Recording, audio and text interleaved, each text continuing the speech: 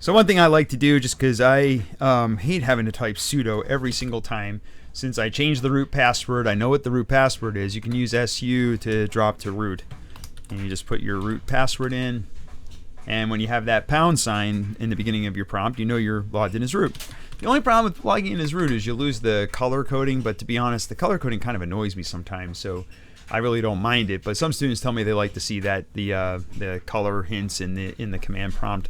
But it's not the end of the world. But I do that just because I don't like to type sudo over and over again. So if you're not logged in as root, if you don't have that pound in the front, or a hashtag if you're a millennial, in front of your command, you're going to have to write sudo or type sudo, sudo, in front of every command. But in my examples, I probably won't do that because I have the hashtag in front of my command prompt, which means I'm running as root.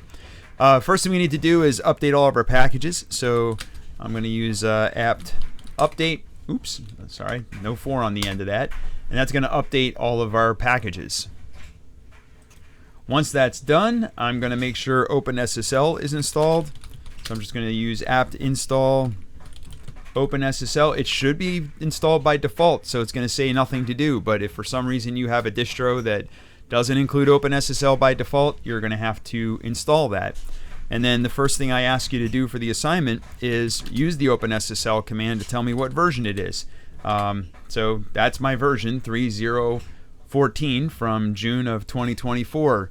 One of the questions that I might ask you is, why is it important to check the version? Why do we want to make sure that we're on a somewhat recent version of OpenSSL? And I might ask you to look at some vulnerabilities from OpenSSL in prior versions.